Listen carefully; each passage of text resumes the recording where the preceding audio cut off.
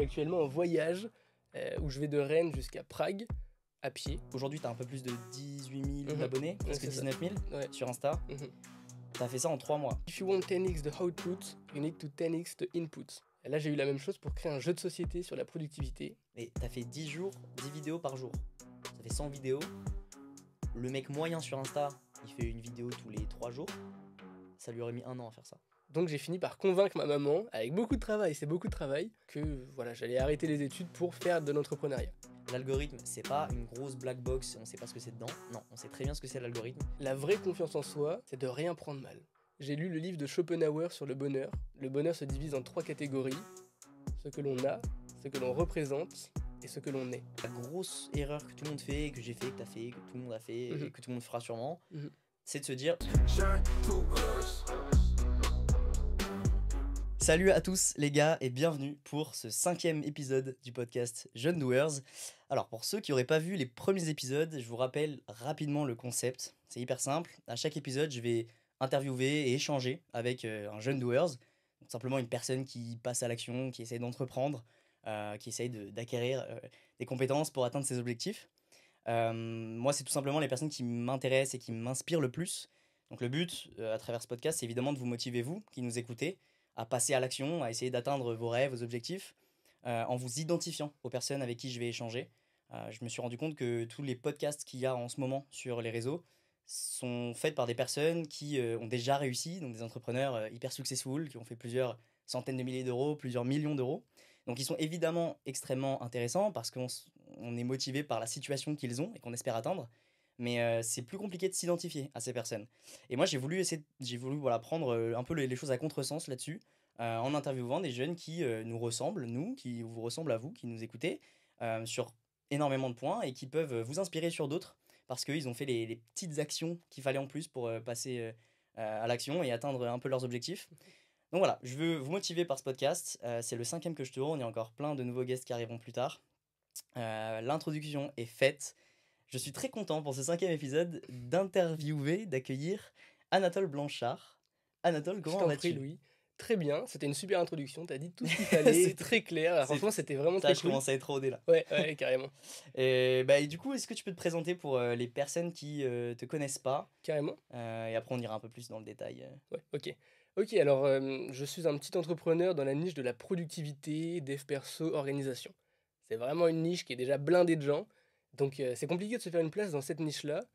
Et donc on parlera un petit peu de comment par plein de petits trucs, j'ai commencé à me faire une place. Je suis encore un débutant là-dedans, mais j'ai commencé à me faire une petite place. Et de comment je vais faire évoluer tout ça. Yes, du coup, c'est exactement pour ça que moi, j'ai voulu t'interviewer. C'est justement parce que, alors, des 4 personnes que j'ai eues pour l'instant, t'es le plus débutant. Ouais, carrément.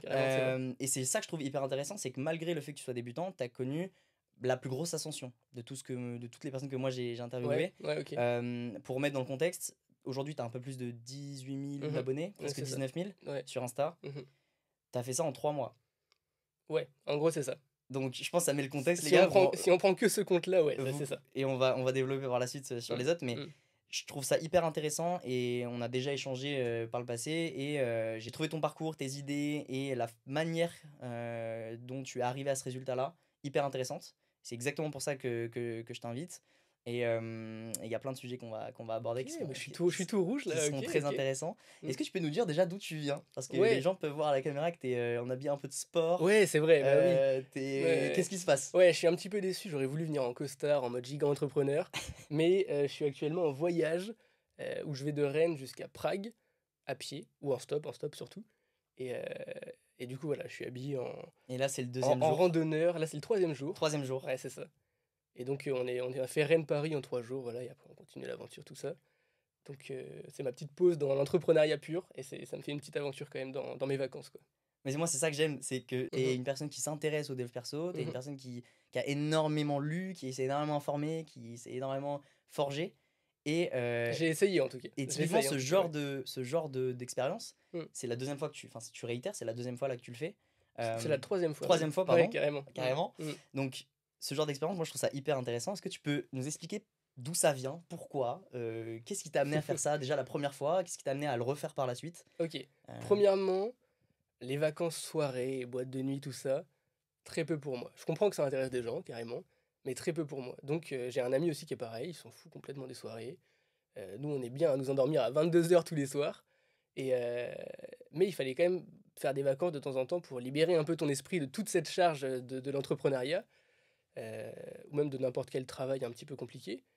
Et, et on s'est dit, mais tiens, pourquoi on ferait pas des vacances un petit peu aventure, au lieu de faire des vacances juste où on se repose, ou pourquoi on ferait pas une aventure? Donc au début, on fait les choses hyper softement. On fait Rennes-Bordeaux à pied en 7 jours. Bon, c'est une petite distance, mais du coup, on a le temps de bien rester dans chaque ville, de bien visiter tout plein de trucs. Donc comme ça, voilà, on découvre, on débloque des petits endroits de la map de la France. C'est ça qu'on se dit à chaque fois, on arrive dans un nouveau village et on se dit, ouah, attends, ça c'est un endroit caché de la map, ça c'est un endroit bonus. Et par exemple, une fois, on arrive dans un petit village de pêcheurs et dans ce village-là, le rêve de tous les habitants du village presque, c'est d'avoir un petit bateau de pêche. Ok. Ça n'existe pas normalement. Ouais. C'est vraiment dans ce village-là, genre.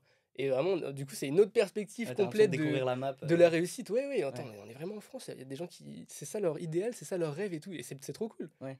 Je vois, en fait, tu découvres un peu d'autres mondes, d'autres univers Alors que auxquels c'est. t'es pas confronté sur les réseaux, Ouais, auxquels t'es et pas en confronté plus, dans ta vie. c'est hyper proche de nous. Ouais. C'est entre Rennes et Bordeaux. Enfin, c'est dans la France, Ouais, même. c'est ça, c'est dingue. Ouais. Mm. Donc, initialement, c'est ça. Besoin d'aventure, besoin de découvrir, besoin de faire des Ouais, vacances, carrément. En se vider fait, un peu la tête. on était à la fac et on s'est dit.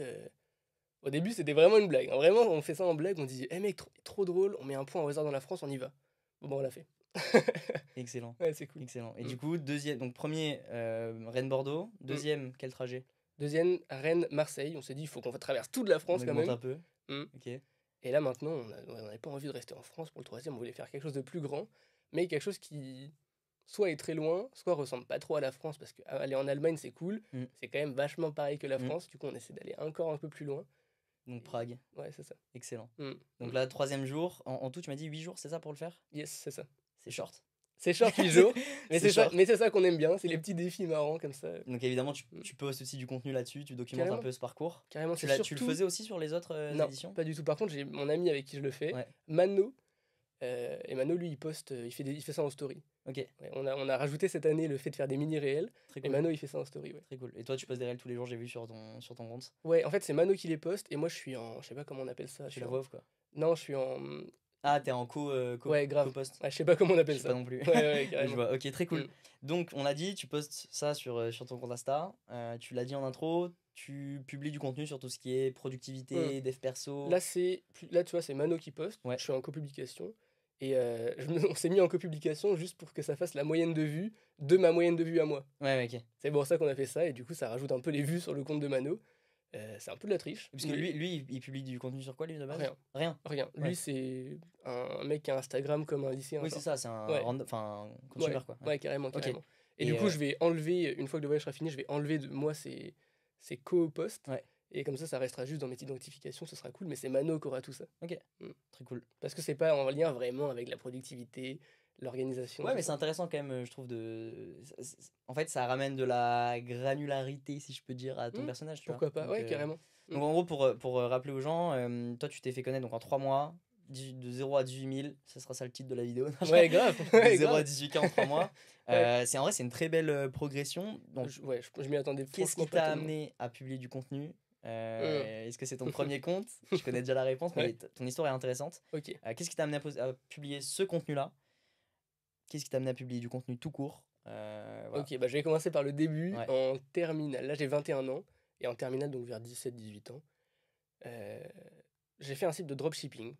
Tu vois, comme à peu près tous les adolescents de Ouais, notre génération. ouais. Je me suis dit, mais attends, c'était un site de lampes de manga. C'était des lampes de One Piece, de Naruto. Et j'ai fait quelques ventes, c'était cool. Et je me dis, mais attends, je peux vivre ma vie potentiellement en vendant des lampes de manga. Pourquoi j'irais travailler n'importe où, genre. Donc, je dis à mes parents, oui, je vais pas faire d'études, je m'en fous, maman, je n'utiliserai pas ton diplôme. Et je dis pareil à la prof. Bon, un peu plus gentiment à la prof, sinon ça passe pas. Et sauf que, bon, bah, eux, ils m'ont dit, non, il faut quand même que tu aies une sécurité, fais ton diplôme, machin. Donc, je suis allé quand même dans le diplôme de sociologie, où j'ai fait une L1 entière de sociologie. Et pendant ce temps-là, j'ai arrêté le truc de dropshipping et j'ai lancé une première chaîne YouTube. C'est une chaîne YouTube qui s'appelait Devenons millionnaires, parce que c'était mon objectif. le million. Et du coup, je lance plein de séries là-dedans. J'ai essayé de créer des bagues, comme tu as essayé de faire des bracelets, c'est ça? Ouais, Ouais. exactement. J'ai essayé de créer des bagues, j'ai essayé de l'achat-revente vintage, j'ai réessayé le dropshipping, j'ai essayé le montage vidéo, et je faisais des séries en mode regardez, je suis super nul en tel truc, mais je vais devenir super fort, regardez la série. En gros, c'était ça. Est-ce que tu suis un peu Tristan de Feuillet? Grave. Et Ouais. même avant ça, bah non, vas-y, je pensais pas en parler, mais juste avant cette chaîne Devenons Millionnaire, j'avais fait une chaîne comme Tristan. Ok. J'avais fait 3 ou 4 vidéos en mode j'apprends la slackline en une semaine. Je fais tous les Rubik's Cube, c'est-à-dire Rubik's Cube, c'est 6 x 6 et tout ça, en une semaine. Ok. Et, Vraiment ce type de vidéo, genre t'essaies de développer des skills, ouais, de fou, c'était fast vraiment, regarde, learner, essayer ouais, essayer grave. d'apprendre une Parce qu'au compétence en peu de temps. Ouais. parce qu'au final, t'es un mec de 18 ans, souvent il a rien à raconter. Il a rien accompli, il a pas de vraies compétences qu'il peut apprendre aux gens. Ouais. Donc je me suis dit, bon, en vrai, objectivement, je suis une merde là. Donc je vais essayer de level up moi-même et de montrer cette évolution en vidéo. Comme ça, après, je dirais, bah regarde, j'ai évolué comme ça, tu peux aussi le faire. Donc dès 19 ans, t'as commencé à créer des chaînes YouTube, Ouais, Insta. 18 ans carrément. Ouais. 18 ans, là t'en as 21, donc pendant 3 ans, t'as essayé plusieurs contenus, plusieurs styles. Y a rien qui a vraiment marché. Il y a des trucs Franchement, qui ont, vraiment pas il y a des trucs grand-chose. qui ont marchoté, d'autres vraiment Pourtant, pas. je donnais tout. Hein. Sur Ouais. le montage vidéo, bon, je donnais tout à mon échelle de savoir qui Ouais, était bien sûr. celle d'il y a 2 ans. Et ouais, j'ai essayé de faire des démontages. La série Vinted, elle a un peu marché. J'ai fait peut-être 10 000 vues sur mes 4 vidéos Vinted, à peu près. Et donc, c'est celle qui m'a rapporté des abonnés. J'ai fini genre à 1 200 abonnés avant d'arrêter la chaîne. Et j'ai arrêté cette chaîne-là parce que justement, je me suis dit, mais bon, ok, j'ai lancé plein de trucs, rien n'a marché. Qu'est-ce qui se passe? Quand je croyais que c'était facile, on me dit, crée un site internet, Mm. fais 3 pubs, ça marche, tu quittes ton travail. Bon, peut-être que j'avais pas le cerveau pour à l'époque, mais en tout cas, je me suis dit, bon, ok, je me reconcentre sur moi et j'essaie d'apprendre des choses, de développer une compétence. Donc, j'ai suivi une personne qui s'appelle Nadir Messaï sur YouTube. Ok, je connais pas. Ouais. Et ça s'appelait 100 livres en un jour avant. Et donc, il racontait que par les livres, ton cerveau se développe comme est le cerveau de l'auteur du livre. Tu lis ce que Ouais. l'auteur a mis 5 ans à écrire. Donc, bon, t'as pas vraiment les 5 ans de compétences directes en toi, mais tu vois à peu près la globalité de tout ça et tu peux un peu approfondir. Donc, je me suis dit, mais c'est trop bien le livre, vas-y, je vais faire que lire. Et du coup, ouais, j'ai lu peut-être en un an, je sais pas, j'ai lu peut-être 50, 60 livres, quelque chose comme ça. Et c'était vraiment cool. Énorme. C'était Livre vraiment- dev perso. Dev perso, business, communication, Ouais. tout ce qui Vraiment, touche ouais, ok. entrepreneur un petit Ok, peu, ouais. ok. Mm. Et donc, Et organisation, productivité, bien sûr. bien Ouais, sûr, ce qui t'a carrément. amené à Ouais. la fin des fins à créer ce compte Instagram Ouais, là, que tu as en ce moment. en attendant, j'avais essayé des petits trucs, genre je lançais des comptes Instagram, résumés de livres, des choses comme ça, mais rien. Franchement, rien du tout. Très décevant parce que je me dis, mais attends, mec, ça fait longtemps que j'essaye quand même, pourquoi ça marche pas? Et un jour, je vois la vidéo de Alex Hormozy. Alex Hormozy, bon, c'est l'abuseur des statistiques, Alex. Et il dit if you want 10x the output, you need to 10x the input. Donc, fais 10 fois plus d'efforts, tu auras 10 fois plus de résultats. En gros. Ouais, c'est ça. Et puis je me dis, ok, là j'allais lancer un compte justement sur la productivité de l'organisation. Mais je me disais, bon, vas-y, c'est encore un con, je vais faire une vidéo par jour, il va rien se passer. Et finalement, je me dis, ok, une vidéo par jour, si je fais x10, ça fait pas 10 vidéos par jour. Du coup, je me lance le défi de faire 10 vidéos par jour pendant un mois sur Instagram, et sur cette niche particulière. Bon, bah ce défi-là, il m'a duré, du coup, un mois, mais en termes d'heures, c'est beaucoup trop. Franchement, je pourrais pas compter combien d'heures j'ai fait ce mois-ci, mais c'était vraiment du 12-14 heures par jour, vraiment. Et c'était vraiment rien, j'avais pas de résultat. Jour 7, rien, je suis resté à 300 vues. Jour 10, je suis redescendu à 100 vues, genre. Alors que normalement, je mettais des améliorations, Ouais. c'est pas normal du tout. Sauf que, bah, je sais pas, ça marchait pas. Mais j'étais toujours dans ce mode, ok, je sais que ça va finir par marcher, il y a un truc qui va marcher, je vais essayer de retrouver ce style-là, etc. Et ça m'a fait me rendre compte que ce qui était très important, c'est la durée, c'est de faire les choses sur la durée. On dit ça souvent, mais je ne comprenais pas l'essence de Mm. pourquoi c'est important de faire sur la durée. Et là, j'ai compris le pourquoi c'est important, c'est parce que sur la durée, tu gagnes un nouveau fan. Un nouveau fan. Le mot fan est un peu puissant, mais un mec qui trouve cool tes vidéos. Un mec qui trouve cool tes vidéos. Et le fait d'additionner ces mecs-là, bah, ça augmente ton watch time petit à petit, ça augmente ton nombre de likes petit à petit, et à un moment, bah, juste ça explose. Et avec les 10 vidéos par jour, c'était super cool parce que c'est ça qui s'est passé. Ça a augmenté de 1, de 1, de 1, de 1. Puis il y a une vidéo qui était un peu plus cool que les autres, donc tous ces 1 plus 1 ont aimé cette vidéo, qui a proposé à d'autres gens, et etc. Ça a fait plein Boule de... de neige, Carrément, fait carrément. cumuler. Donc En fait, ouais, exactement. tout ce que tu avais appris en lisant des livres, tu l'as compris au bout du 10 jours à faire ce principe-là de Ouais, Hormozy. en soi, un petit peu. Et tu as compris un peu tout dans la pratique. Et dans un sens, je pense que pour la plupart des domaines, bon, 10 jours, c'est peut-être pas suffisant, mais pour la plupart des domaines, si tu es dedans pendant 10-12 heures par jour et que tu ne penses qu'à ça, vraiment ton cerveau est centré sur ça, tu peux que devenir une putain de bête. Mais Ouais. je reviens là-dessus quand même. Ouais, parce que carrément. tu dis 10 jours, c'est pas énorme. Oui, mais t'as fait 10 jours, 10 vidéos par jour. Ça fait 100 vidéos. Le mec moyen sur Insta, il fait une vidéo tous les 3 jours. Ça lui aurait mis 1 an à faire ça. Oui, absolument. Ouais, carrément, carrément. Donc en fait, c'est ça. Il faut comprendre. T'as appliqué mot pour mot la phrase d'Hormozy. T'as littéralement fait ce qu'il a dit. Ouais, et ça a exactement fait ce que t'as Acheter la compris. formation dans... Non. Et ça a même fait plus que x10 sur ton output au final. Parce que t'es pas passé de 1000 à 10 000 abonnés. T'es passé de 1000 à 13 000 abonnés. Si je dois détailler un peu plus ce mois-là, c'est les 10 premiers jours, il se passe rien. Jusqu'au jour 20, à partir du jour 10, je divise mes vidéos par deux. J'en fais plus de 10, mais j'en fais 5. Et ça reste quand même pas mal, 5. J'en fais 5 ici. Et du coup, j'ai plus de temps pour me concentrer sur ces vidéos-là. Ça monte un petit peu, ça grappille des trucs. Je monte à 1000 vues, 2000 vues. Mais ça reste toujours des échecs. Et franchement, encaisser 120, 150 échecs d'un coup, c'est vraiment dur. Ouais. C'est vraiment mentalement très dur. Et dans cette période-là, je m'autorisais toujours le dimanche pour ne rien faire. C'est-à-dire que le dimanche, j'avais le droit de pas poster de vidéo, mais je devais juste trouver des nouvelles solutions. Ouais. Et vraiment juste réfléchir. Je suis mon tableau blanc, comme meilleur achat du monde, le tableau blanc, les gars. J'ai mon tableau blanc, je mets ok, ça a pas marché, ça a marché. Qu'est-ce que je peux changer? Mes objectifs. Ok, je regarde des vidéos de gens qui eux, donnent des conseils sur les réseaux parce qu'eux ont déjà réussi. Je dis ok, lui, il utilise cette structure-là de vidéo. Celui-là, il utilise cette structure, mais attends, mais c'est un peu la même chose. Ok, je vais essayer de mieux faire cette structure-là dans mes vidéos.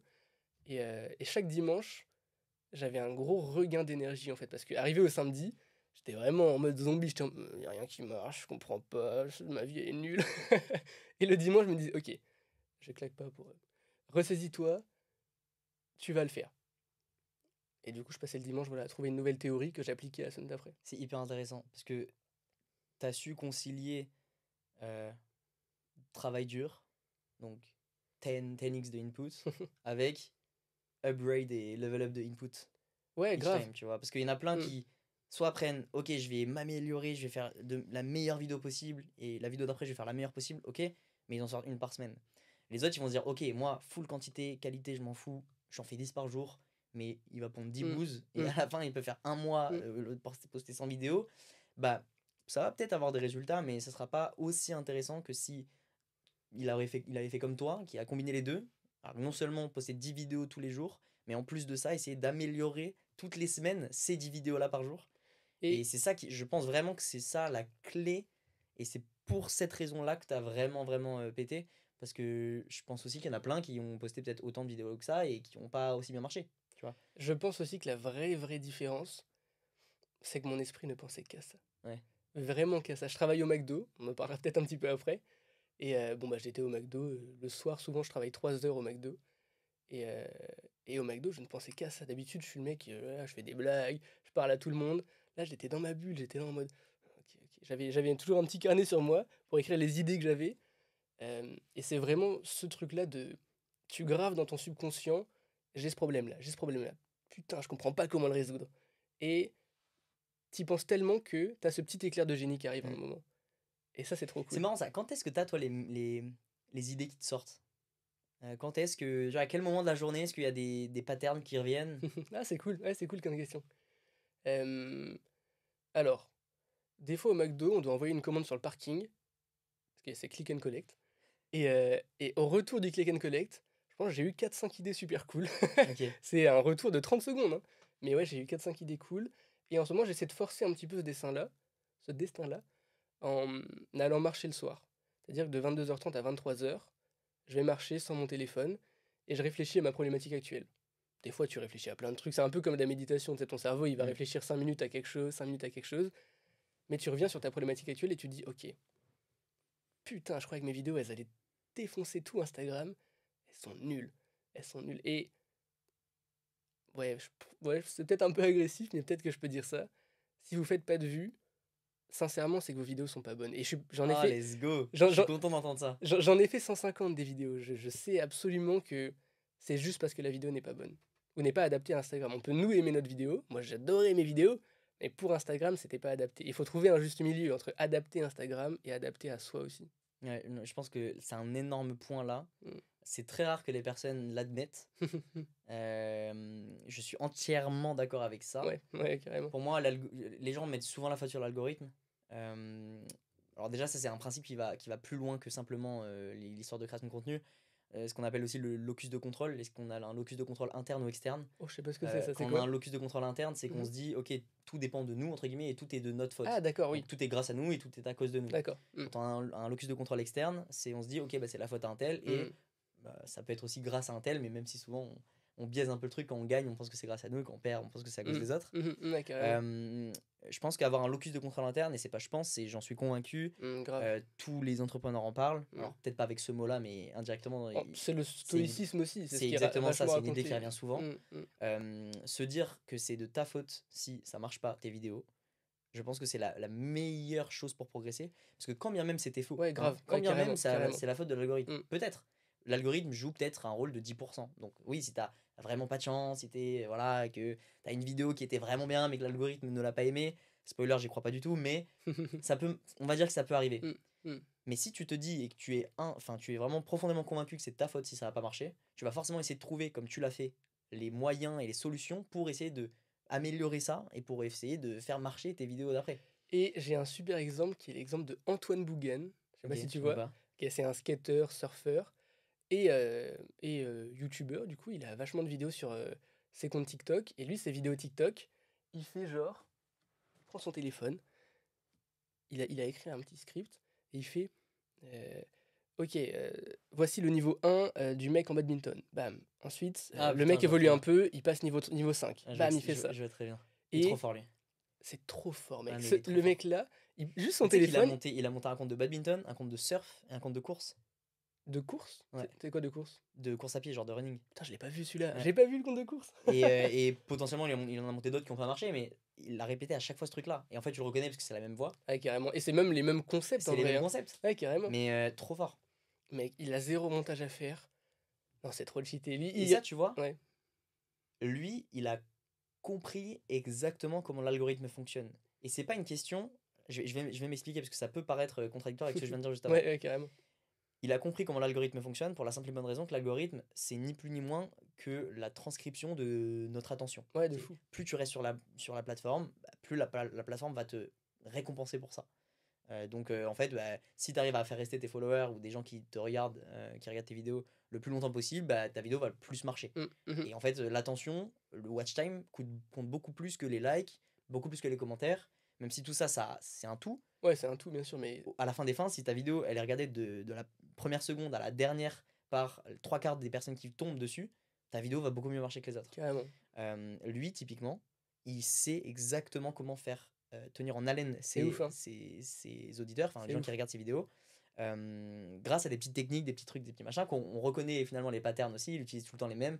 Et ça nous permet, nous, en fait, c'est un peu notre terrain de R&D pour nous aussi. On peut très bien après s'en inspirer et utiliser ce même genre de technique. Mais tout ce que je veux dire, c'est que pour ceux qui nous écoutent vraiment, c'est hyper important de comprendre que l'algorithme, c'est pas une grosse black box et on sait pas ce que c'est dedans. Non, on sait très bien ce que c'est l'algorithme.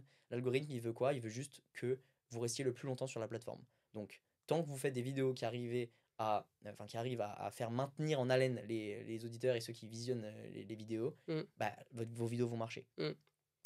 Tout ça pour dire, je me suis un peu égaré, mais très intéressant. Tu as réussi à combiner donc 10x input, donc augmenter x10 le nombre de vidéos, mais aussi améliorer tout le temps, constamment, toutes les semaines. Je pense que c'est hyper intéressant de faire ça. Et comme tu l'as dit, en plus de ça, ça t'a permis, toi, de ne pas te décourager et de te dire, ok, en fait, si ça n'a pas marché, c'est pour ça. En fait, je l'ai vraiment vu comme, bon, on va dire que j'abuse et tout, peut-être que j'abuse un petit peu par rapport à ceux qui subissent vraiment des dépressions, vraiment des traumatismes, etc. Mais euh, j'avais vraiment l'impression, à partir du vendredi, du samedi, d'être au fond du trou. Vraiment, j'ai tout donné. J'ai fait allez, entre 50 et 100 vidéos. Et je suis là, je me dis, mais tout ce que j'ai fait, ça a échoué. Genre, comment je peux réussir alors que j'ai déjà échoué 150 fois? Et c'est toujours, je vois une petite lumière en mode, ah mais attends, Jenny Oyos dans sa vidéo, elle raconte qu'on peut peut-être faire cette structure de la vidéo. Putain, je l'ai pas assez bien faite, vas-y, je vais essayer. Et c'est cette petite lumière, tu vois, je la chope comme ça, je fais un muscle up à un bras, bam, je passe au-dessus et je me dis, ok. Puis après cette lumière, t'as potentiellement une grosse zone d'ombre encore. Où, putain, ça a pas du tout marché. Est-ce que je l'ai mal fait? Est-ce que je dois essayer une autre stratégie? Est-ce que je dois continuer à essayer? Vas-y, je continue. Ah, c'est vrai, j'ai pas regardé la vidéo d'Eliott Meunier où il parle de faire des vues sur Insta. Bam, t'accroches cette lumière et tu fais ton muscle up, bam, t'arrives en haut de la lumière et potentiellement c'est la lumière qui commence à faire des vues sur le compte Instagram. Hyper intéressant. Est-ce que tu peux nous faire une petite masterclass? Ouais. Le mot est peut-être fort, mais voilà, nous donner quelques points, je sais pas, 3 4 points que tu vois essentiels, que ce soit des bases ou des trucs que t'as pas forcément entendu ou entendu très peu, mais que t'as appliqué, que t'as vu que ça a porté ses fruits. Voilà, 3 4 choses qui permettront à toutes les personnes qui se lancent sur les réseaux d'essayer d'optimiser, de maximiser leurs chances d'y arriver. C'est pas une science dure, Oui, hein, oui, carrément, bien c'est pas sûr. une science certaine, Ouais, mais ouais. on peut toujours optimiser, maximiser les chances. Ok. Moi, ce que j'ai adoré, je l'ai regardé 3 fois cette vidéo-là, c'est une interview de Jenny Hoyos. Vous écrivez Jenny Hoyos. Hoyos, c'est Hoyos. Et c'est la première ou la deuxième qui tombe. C'est... Faut regarder les deux de toute façon. Elles sont toutes bien.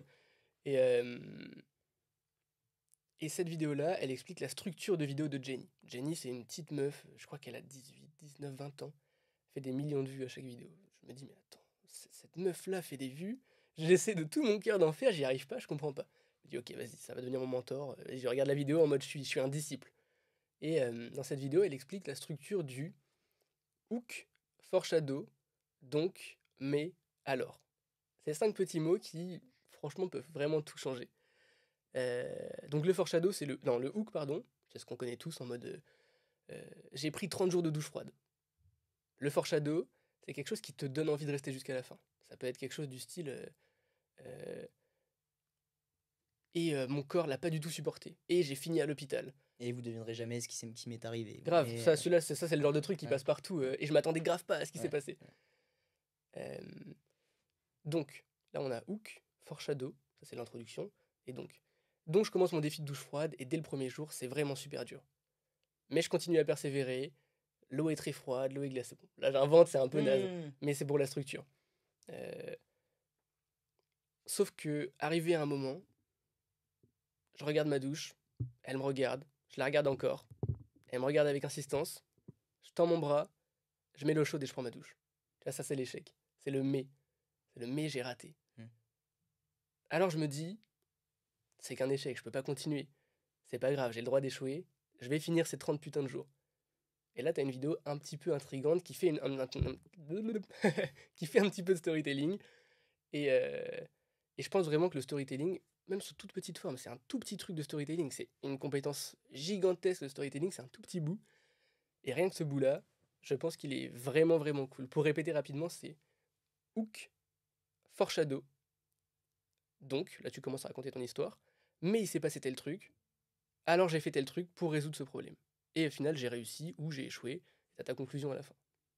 Hyper intéressant. Ça, c'est vraiment Ça, c'est top tier. la masterpiece, c'est le truc que tout le monde Carrément. doit appliquer au moins une fois pour essayer de voir comment ça. Au moins 10 comment ça fois. Bah, en fonctionne. fait, voilà, je me suis dit ça. Ouais. Je me suis dit, quand j'ai une idée, je l'applique au moins 5 fois avant de l'arrêter. Parce que l'algorithme, en vrai, il peut avoir quelques bugs. Par exemple, Bien sûr. Antoine Bougan, il y a certaines de vidéos, il fait mot pour mot la même vidéo, juste c'est un angle un poil différent. Et la vidéo marche pas du tout. Alors que la prochaine qu'il poste, c'est mot pour mot la même vidéo. Et celle-là, elle perd. Donc il y a des petits bugs. Mais comme on a dit au début, même s'il y a des petits bugs, c'est pas une excuse. Exactement. Ça va venir, ça va finir par venir. Et comme tu l'as dit, la loi des grands nombres, hein, de toute façon. Il peut y avoir des petits bugs, mais justement, c'est la raison pour laquelle il faut poster en masse et en quantité. Grave. Parce que loi des grands nombres, bah, ça tend vers la médiane, Ouais. donc enfin la moyenne. Donc logiquement, ça devrait au moins porter ses fruits, ou en tout cas au moins marcher à hauteur de la qualité de vos vidéos. Quoi. Grave. Grosso modo, c'est ça. Ouais, grave. Donc c'est pour ça que c'est hyper important de toujours voir sur le long terme quand on se lance. elles n'ont pas long terme. Ok, je fais ça pendant 5 ans. Même si c'est, je pense, la meilleure chose à se dire. Mais ok, je fais ça pendant 1 an, tu vois. 1 an, pour moi, c'est le minimum. Quand tu te lances, quand tu veux faire quelque chose, 1 an, c'est le minimum, minimum, minimum. Je rajouterais un truc. Ouais. Moi, j'adore cette phrase-là ou ce concept-là. C'est de dire je me lance dans un truc que. Ça vient de Nadir Messaï, dont j'ai parlé avant. Je me lance dans un truc que je pourrais faire 3 ans, même sans être payé. Dropshipping, tu peux pas faire ça 3 ans, même sans être payé. Achat-revente Vinted, faut vraiment Ouais, aimer voilà, faut c'est vraiment ça. aimer les vêtements. Ouais. Tu peux pas faire ça par pure passion, par pur bonheur. Alors que vraiment aimer faire des vidéos, vraiment aimer la thématique dans laquelle tes vidéos sont, c'est trop, trop, trop important. Et j'aurais jamais tenu Tes 100 vidéos Ouais, sur ouais, le dropshipping ou tes 100 trucs sur un truc moins intéressant, quoi. impossible, Ouais. impossible. Ou je l'aurais fait, mais tu vois, après, même si j'avais décollé à, je sais pas, 20 000 abonnés, allez, j'aurais fini par arrêter. Parce que c'est pas aligné avec moi, avec qui je suis, avec qui j'ai envie de devenir. Et c'est trop important de pouvoir faire quelque chose sans être payé pendant 3 ans. Ouais, voilà, c'est ça. Donc, passion, quantité, qualité, Storytelling. storytelling. Peut-être se nicher aussi, je pense que c'est un conseil qui est assez intéressant. Ah ouais, ça, il faut en parler grave. Parce que c'est l'erreur que j'ai faite. C'est-à-dire que j'ai fait des vidéos cool avec du storytelling, sauf que dans un sens, c'était un petit peu comme du divertissement que tu vois sur Insta. Tu dis, ah vas-y, le mec fait des vidéos cool, je m'abonne. Mais je suis juste un mec qui fait des vidéos cool. Tu vois, nous, et peut-être vous aussi, nos objectifs, c'est à peu près de développer une audience dans notre thématique pour vendre des choses, des coachings, des produits qui aident les gens. Sauf que pour ça, il faut être le mec qui sait faire quelque chose. T'aurais un exemple de mec qui. De le mec qui. Antoine Bougan, c'est le mec qui sait faire des vidéos TikTok sans faire de montage. Bam, il fait des millions de vues comme ça. Bah, je sais pas, par exemple, Mathis Chloé, Mhm. c'est le mec qui scale ton agence de 5K à 50K par mois. C'est un mec. En fait, faut bien comprendre que les mecs qui. C'est normal que ce soit pas des noms importants ou des noms que tout le monde connaît qui nous viennent à l'esprit en premier. Pour la simple et bonne raison que, évidemment, plus t'es connu, plus tu peux t'élargir. Ouais, grave. Mais la grosse erreur que tout le monde fait, que j'ai fait, que t'as fait, que tout le monde a fait et que tout le monde fera sûrement, c'est de se dire ok, moi j'aime le sujet X, donc j'aime la productivité ou j'aime en ce qui me concerne le dev perso. Ouais. Je vais parler de dev perso parce que je regarde Yomi Denzel il parle de dev perso et de business et de e-commerce et, de puis moi, dropshipping. je lis des livres, je fais de la méditation, donc vas-y, je vais en parler. Voilà, et surtout de se dire ok, un tel, cette personne-là est connue, elle parle de lifestyle, de tout, de machin. Et en fait, elle a réussi à marcher comme ça. Donc moi aussi, je peux, si je suis intéressant et voilà, si j'ai des choses à dire sur ce sujet qui est extrêmement large, je peux être intéressant et donc intéresser des gens et donc devenir connu. Non. Pourquoi? Parce que ces personnes-là, elles se sont toutes d'abord fait connaître dans leur niche. De fou. Tu conquéris une niche, après tu conquéris une plus grosse niche, après un thème, et après potentiellement tu peux aller sur du lifestyle.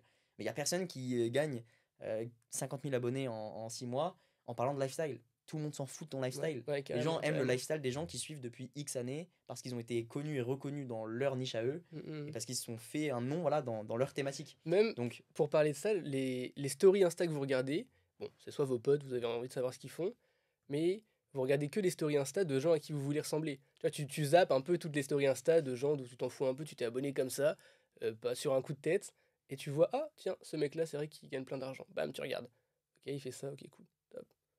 Exactement. Et donc, exactement, c'est la phrase qu'il faut retenir, c'est il faut devenir le mec qui. Donc, Et toi aujourd'hui, tu es le vas-y. mec qui parle de productivité sous couvert de jeux vidéo ou sous une approche un peu gamifiée de la chose. J'essaye de le devenir en tout cas. Ouais, voilà, carrément. Et tu as fait cette transition-là parce que tu t'es rendu compte aussi que tu avais potentiellement plus facilement des résultats si tu te nichais, si tu devenais ce mec qui parle de ce sujet-là. Et quitte à faire moins de vues, ouais. Au moins c'est des vues vraiment qualifiées. Le nombre de mecs qui gagnent leur vie avec 3000 abonnés Insta, c'est une dinguerie les gars. Mais ils sont juste le mec parfait pour le problème du client parfait. Et ils gagnent bien mieux leur vie que peut-être je gagnerais de toute ma vie avec 3000 abonnés. C'est vraiment super fort la puissance de ce mec-là est trop fort là-dedans, vas-y. Le mec qui... Exactement.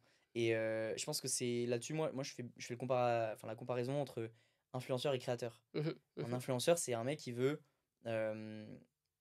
acquérir une audience, et non pas forcément une communauté, mais une audience, des gens qui le suivent, pour lesquels après il va pouvoir faire des placements de produits ou pour lesquels il va pouvoir faire des partenariats avec des marques. Bref, les influenceurs qu'on connaît tous sur Insta. Après, tu as les créateurs qui, eux, sont plus généralement des entrepreneurs qui se mettent à la création de contenu dans le but d'acquérir une audience, une communauté Mhm. et des prospects, des potentiels clients. Mhm. Euh, un influenceur a besoin de 50, 100, 60, enfin 70, 100K Mm. pour marcher, pour faire de l'argent. Grave. Tout simplement parce que c'est pas son projet qu'il vend, c'est pas son business. Donc les marges ne lui appartiennent pas. Il récupère qu'une petite commission du partenariat qu'il va faire avec une grosse marque, NordVPN et autres. Là où le créateur, l'entrepreneur qui fait de la création de contenu dans le Mhm. but de uniquement se faire connaître et faire connaître son offre, lui, il n'a pas besoin d'avoir 10 000 abonnés. Le tout, c'est exactement comme tu l'as dit, c'est d'avoir des abonnés qui sont qualifiés, une audience qui est qualifiée, le but, c'est d'avoir 100% de tes abonnés qui sont des potentiels clients.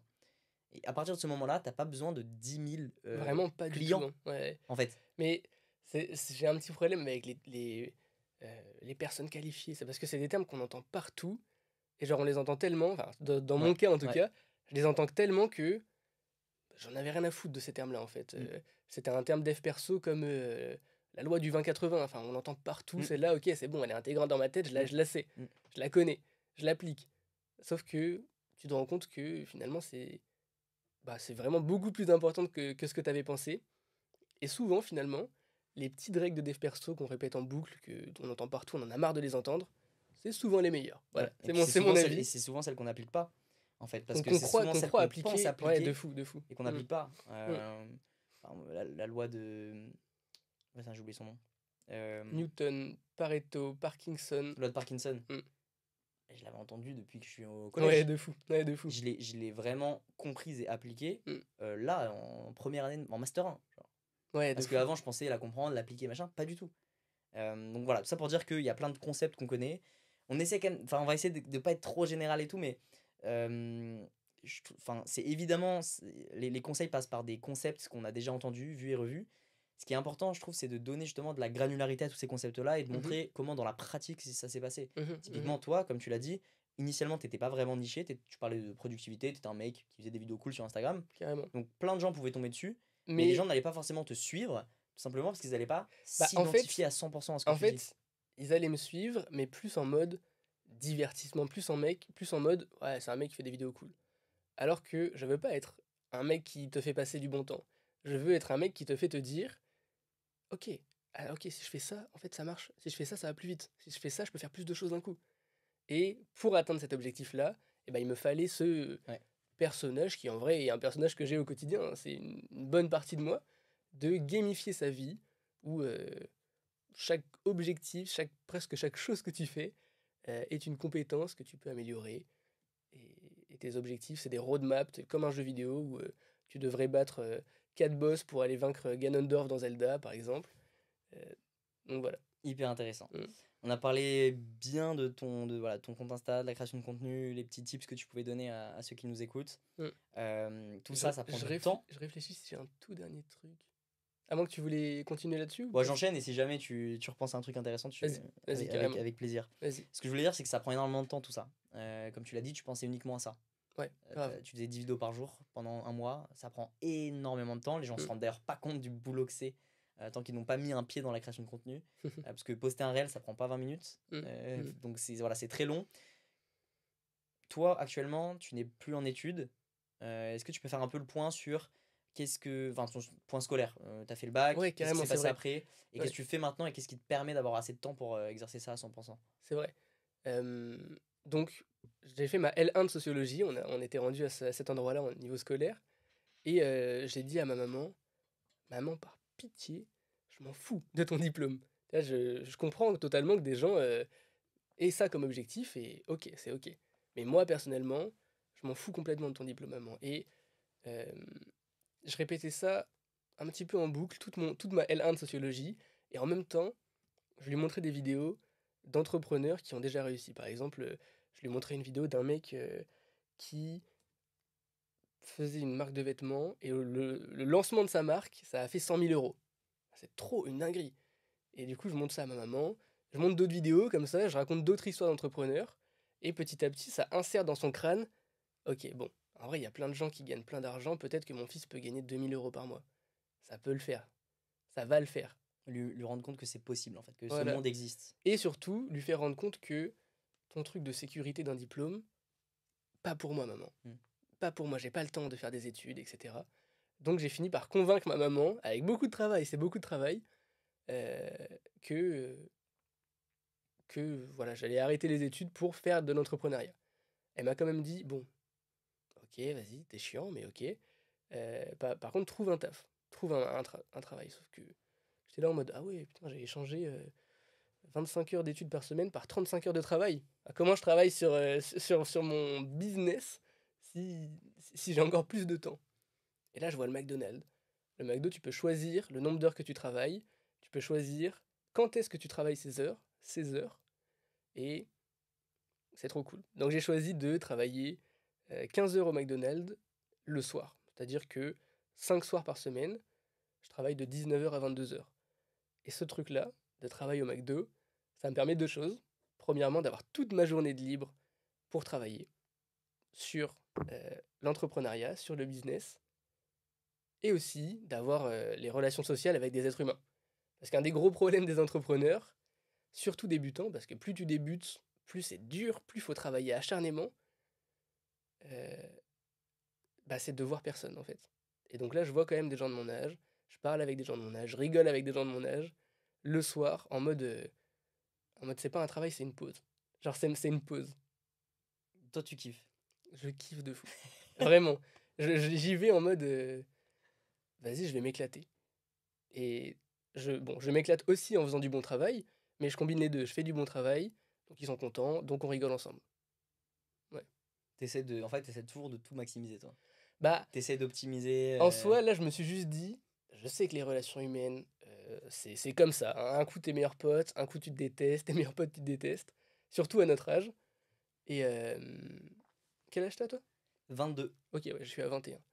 Et, et donc, il faut que j'arrive à avoir des relations comme ça. Donc, j'ai lu plein de livres, Comment se faire des amis, tous les livres de Robert Greene qui sont une tuerie, Les lois de la nature humaine, Atteindre l'excellence, trop bien. Euh, et ça m'a permis du coup d'avoir une relation cool avec tous les membres du McDo.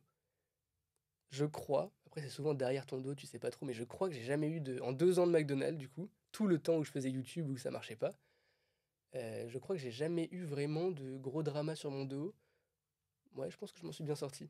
Ouais. Donc les livres ont marché. Carrément, carrément, La théorie mise en pratique a marché. carrément, grave. Et ouais, donc toi, c'est un peu ton terrain de jeu social en fait. T'essayes d'appliquer tout ce que t'apprends dans les livres, tout ce que tu lis. Ce Ouais. qui est intéressant quand tu m'as dit ça la dernière fois, c'est que je me suis dit, c'est vrai que le McDo, mine de rien, Mhm. c'est le boulot le plus plébiscité des jeunes. Ouais, de fou.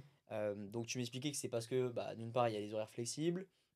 En plus de ça, c'est pas trop mal payé. Tu peux vraiment choisir exactement combien tu taffes, à quelle heure, etc. Grave. Donc il y a quand même beaucoup de facilité qui plaît aux étudiants et même aux jeunes tout court.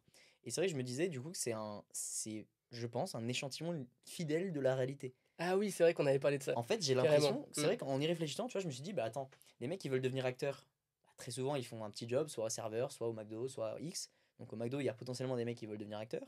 Il y a potentiellement des mecs qui veulent devenir entrepreneurs comme toi. Alors, c'est là que tu fais la même erreur que moi, Louis. Ah putain, ok, dis-moi. J'en étais persuadé. J'étais persuadé que au McDo, j'allais trouver un mec qui avait la même strat que moi. C'était dit, vas-y, je vais au McDo pour travailler le soir et je travaille sur mon entreprise le reste du temps. Ça n'existe Ah pas. non, tu brises mon rêve. Ah ouais, je suis désolé, Ah, oui. tu brises Ouais, mais mon. moi aussi, mec. Je l'attends encore, ce mec-là, là, le temps de gagner de l'argent avec mon Donc c'est quoi un entreprise. peu le mec type? En fait, il y a il y a pas beaucoup de jeunes. Il y a beaucoup de. Il y a beaucoup de jeunes, mais beaucoup de jeunes qui n'ont pas du tout cette vision de Qui l'entrepreneuriat. sont en études en fait. Grave, soit en études, soit c'est des jeunes managers. Et on est pas mal de managers de notre âge. Et du coup, leur objectif, eux, c'est soit de grind McDo, Hmm. soit c'est d'avoir le truc, tu sais, en vrai, dans ton CV, manager McDo, franchement, ça tue. Ah ouais? Ouais, franchement, ça tue. Ça tue moins que stage en banque. Ok, ouais, c'est moins. Ok, ok, ok. Mais en vrai, c'est un travail. Manager McDo, c'est vraiment assez dur. Et je pense que ça tue, donc c'est une sorte de diplôme. Ok. Donc je dirais que voilà, c'est ça. Soit ils sont en études, soit ils sont pour avoir le grade manager, et voilà. Donc là, ça fait 2 ans que tu bosses là-bas. Mm. Donc tu as essayé plein de différents comptes, Instagram, YouTube, machin. Là, tu arrives, tu crées enfin ce compte qui commence à marcher. quels sont tes objectifs, tes prévisions? Voilà, quelle est ta vision un peu des choses? Je reparle juste un peu du McDo? Ouais, vas-y, bien Ouais, sûr. OK. Hem, Comment aimer un travail qui pue la merde? Voilà. Hem, En vrai, McDo, c'est à peu près en soi, un des pires travails du monde. Tu fais la balayette, tu fais les frites, on te gueule dessus parce que tes temps sont pas assez bons. C'est vu comme un des travails, les plus stressants et finalement, franchement, c'est qu'une perspective.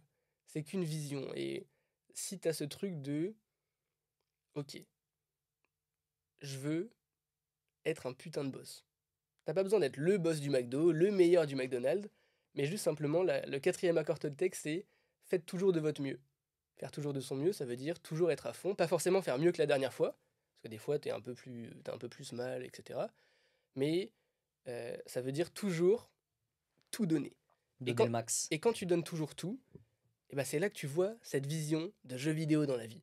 Et le McDonald's devient vraiment un jeu vidéo. C'est un jeu où chaque poste, donc au McDo, t'es posté à un poste et tu fais tout le rush là-dedans. Et chaque poste devient un peu une compétence, ou même un jeu vidéo en lui-même. Par exemple, j'étais au drive pendant une année au McDonald's, et au début, je suis cool, ok, j'apprends un peu comment ça marche, et je vois que je suis tout le temps au drive. Je me dis, ok, je commence un peu à m'ennuyer. Et quand on commence un peu à s'ennuyer, c'est là qu'il faut chercher à évoluer.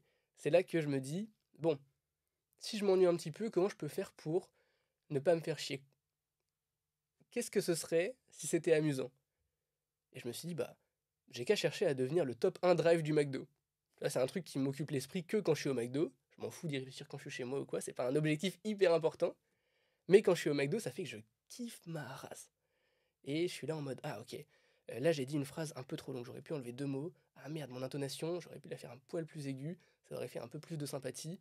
Ok, là j'ai répété 3 fois d'affilée, d'accord avec ceci, ça marche pas, faut que je trouve d'autres mots. Et amélioration par amélioration, tu as envie d'améliorer comment le client se sent par rapport à toi, donc tu lui fais des blagues sans prendre trop de temps non plus, parce qu'il faut que les statistiques soient bonnes. Et donc, Trop marrant. voilà, tu trouves des améliorations et le McDo devient juste trop trop fun. Et j'ai un petit peu abusé un moment, parce qu'on est deux, souvent il y a 2 voix, et donc il y a 2 personnes avec le casque. Et je me suis dit, bah, en vrai, je suis à peu près le meilleur au McDo maintenant.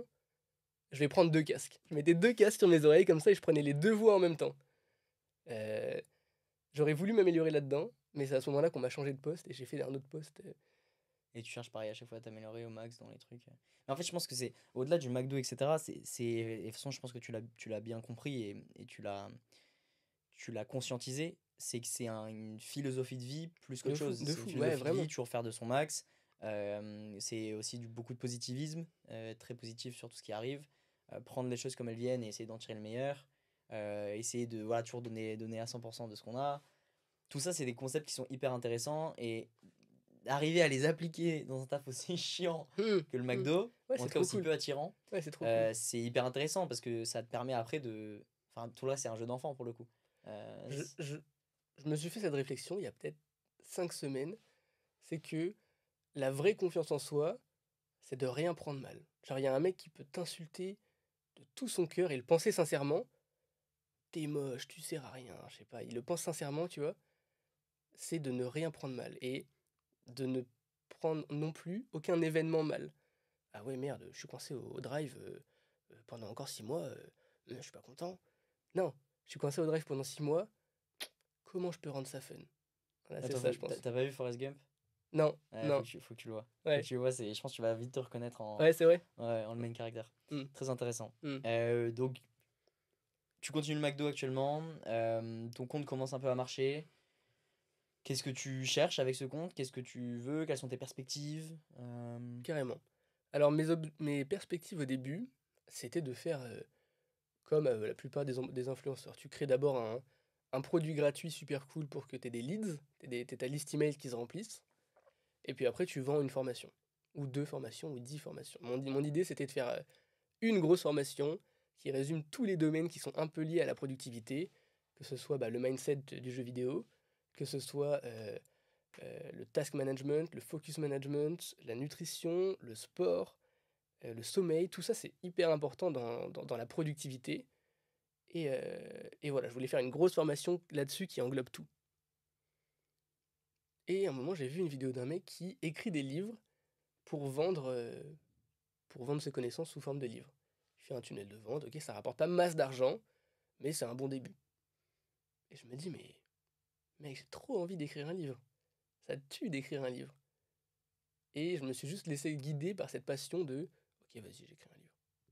Et en même temps de ça, j'ai lu le livre de Schopenhauer sur le bonheur, qui est le bonheur se divise en 3 catégories, ce que l'on a, ce que l'on représente et ce que l'on est.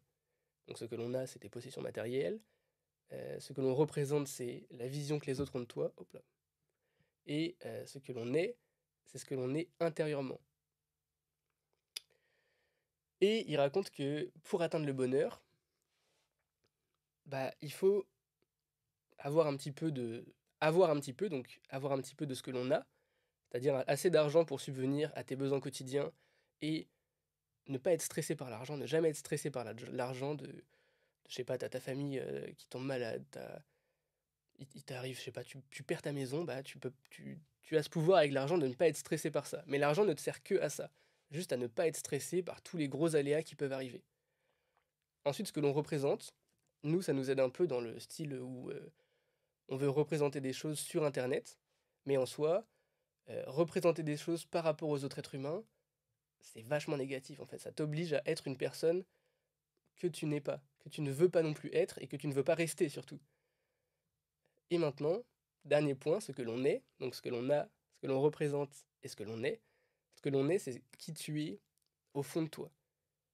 Pour savoir ce que tu es au fond de toi, il dit qu'il faut savoir ce que tu fais sur tes temps libres. Sur ton...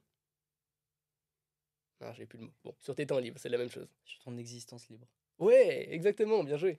Sur ton existence libre. L'existence libre, c'est les petits temps que tu as en dehors de toute pression. Tu as fini ton taf, t'as pas un gros truc à faire pour demain en termes de travail, tes enfants, je sais pas, soit t'as pas d'enfants, soit quelqu'un d'autre s'en occupe. Qu'est-ce que tu fais pendant ce temps libre?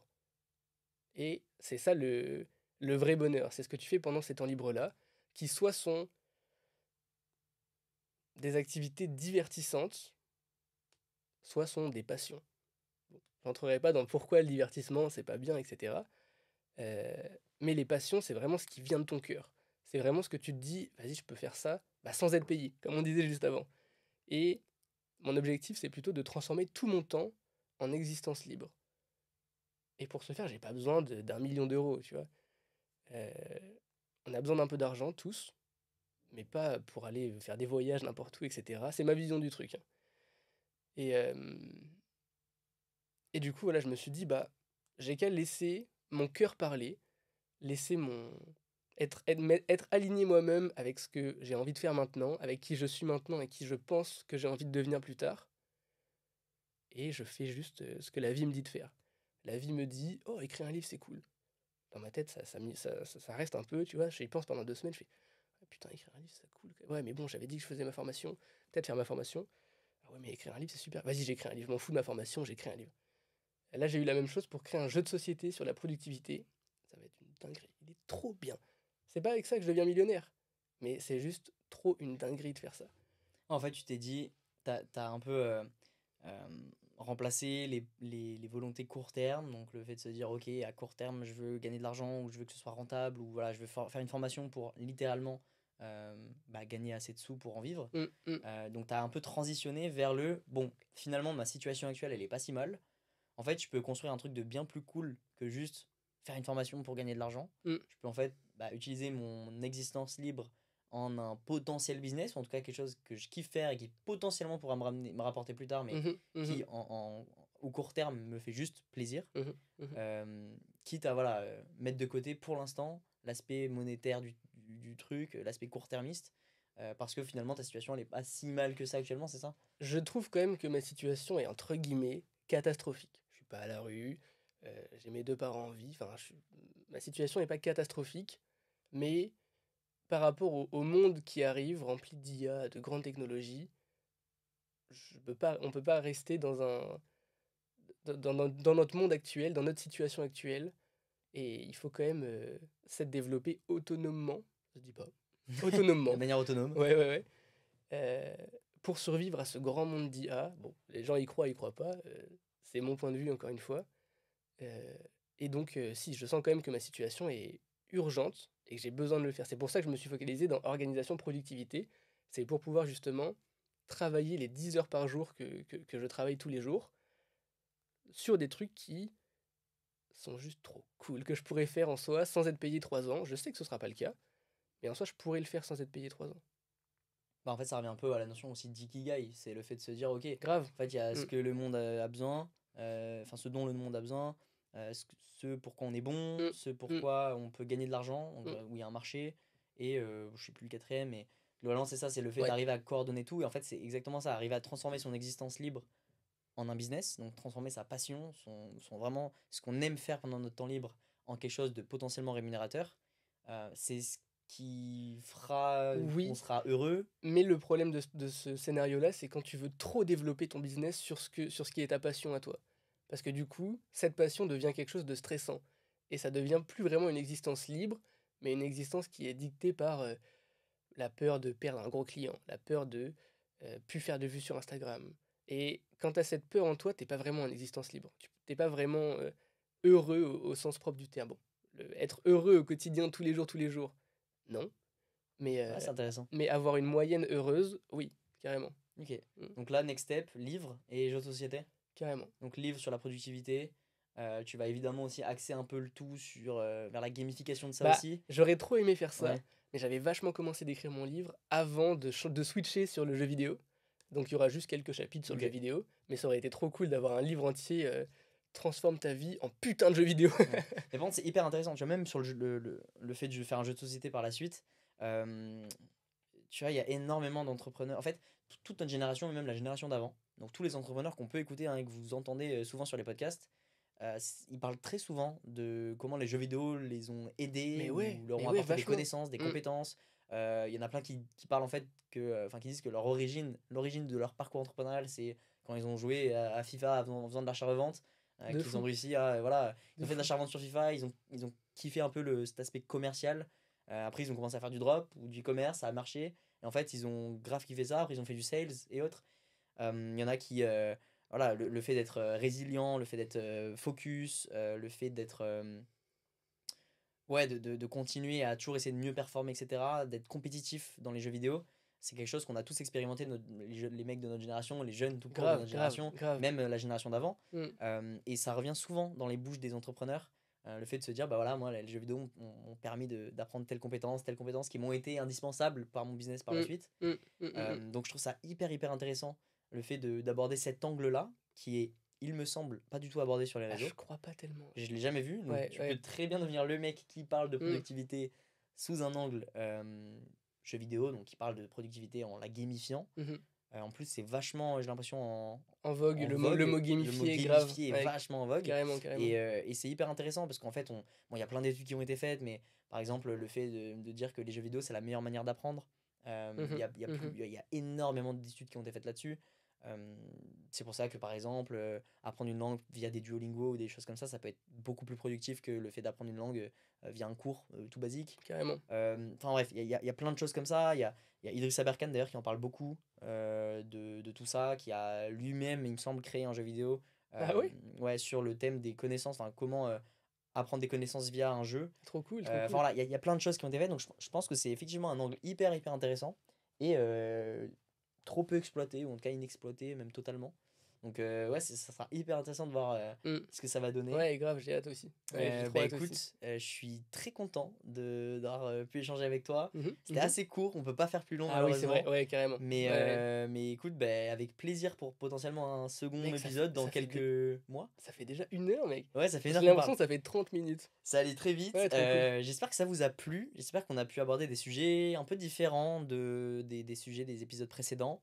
Je voulais vraiment axer ce format-là plus sur, enfin cet épisode plus sur la création de contenu parce que c'est quand même ce dans quoi tu as vraiment performé plus que d'autres. Mhm. Mhm. On a pu parler quand même de plein de sujets de dev perso, de productivité et autres qui sont, je trouve, hyper intéressants et qu'on n'a pas pu aborder dans les épisodes d'avant. Donc voilà.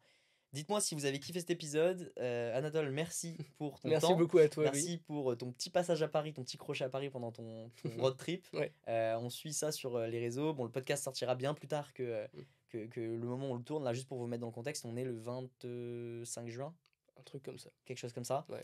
Ça sortira sûrement en septembre, parce qu'il faut que j'ai beaucoup de choses à faire. Ouais, mais non, mais carrément, ouais. en tout cas, les gens pourront te suivre sur ton Instagram. On verra un peu comment tu as évolué aussi entre temps, entre le moment où on tourne ce podcast et le moment où les gens le verront. Encore une fois, je te remercie pour ton temps. Et puis, bonne route pour la suite. Ouais, carrément. Merci beaucoup, Louis. Merci, Vraiment, merci à c'était toi. vraiment super cool. Ça fait plaisir. Ouais, ouais. Les gars, je vous dis à la prochaine. Suivez bien la chaîne, abonnez-vous, mettez les notifications, la cloche, tout ce que vous voulez. Un petit like et regardez les prochains épisodes. Ça risque de vous intéresser. Allez, ciao.